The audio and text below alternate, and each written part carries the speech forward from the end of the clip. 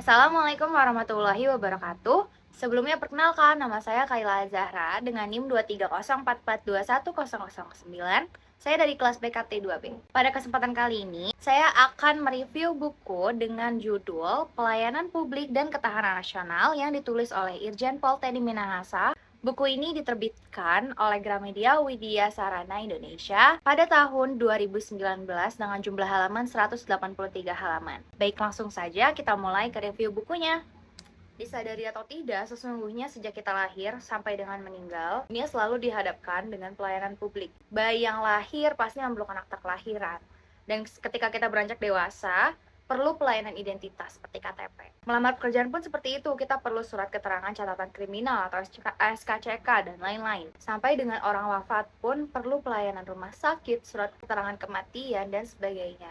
Hampir seluruh kementerian, lembaga, swasta pada dasarnya itu menyelenggarakan fungsi pelayanan publik, baik berupa bentuk barang ataupun produk, jasa maupun administrasi. Nah, di dalam buku Pelayanan Publik dan Ketahanan Nasional ini merefleksikan gambaran tentang akar permasalahan dalam pelayanan publik, khususnya di dalam kementerian atau lembaga pemerintah daerah. Maksud lainnya untuk mengetahui dampak kualitas pelayanan publik terhadap tata kelola pemerintahan yang baik atau good governance dan pengaruhnya bagi ketahanan nasional. Dinamika global di era globalisasi dan revolusi industri 4.0 telah mengubah landscape pada aspek tata kelola pemerintahan negara maupun sektor swasta di seluruh dunia. Saat ini sangat menitik beratkan pada fokus peningkatan kualitas pelayanan publik untuk meraih public trust, legitimasi publik, dan dukungan masyarakat. Penulis Teddy Minahasa Putra dengan latar belakangnya sebagai seorang perwira tinggi kepolisian memberikan perspektif yang menarik mengenai peran pelayanan publik dalam membangun tatanan sosial yang adil dan bermartabat. Esensi pelayanan publik ini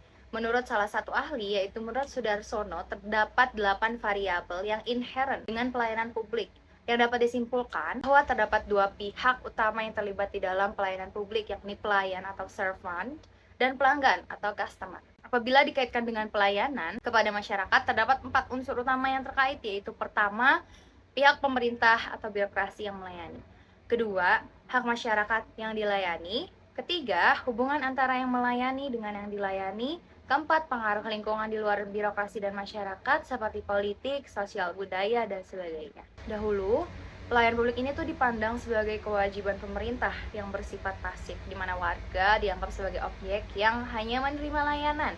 Namun seiring berjalannya waktu, muncullah pemikiran bahwa pelayanan publik harus dimaknai sebagai hak asasi warga dan menjadi tanggung jawab bermakna bersama antara pemerintah dan masyarakat.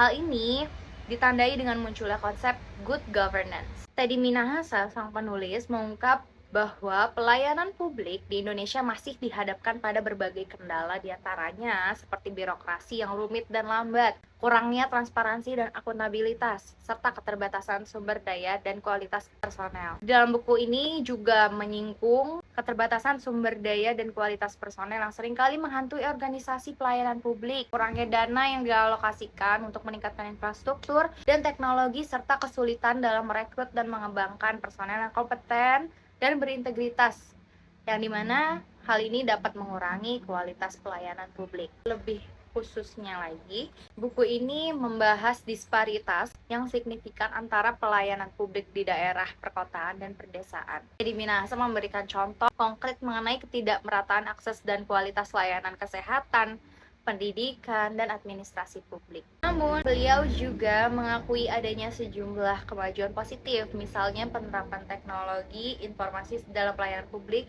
telah membawa perbaikan signifikan dalam hal efisiensi dan aksesibilitas layanan. Program seperti e-government dan pelayanan terpadu satu pintu atau PTSP yang dinilai mampu mengurangi birokrasi berbelit dan meningkatkan transparansi.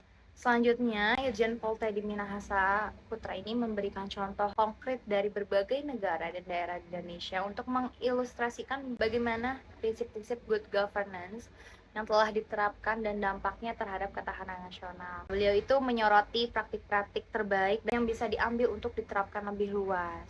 Dalam buku ini menunjukkan bahwa ketahanan nasional tidak hanya tergantung pada kekuatan militer atau keamanan fisik saja, tetapi juga pada kualitas tata kelola pemerintahan dan kemampuan negara dalam memberikan pelayanan publik yang baik.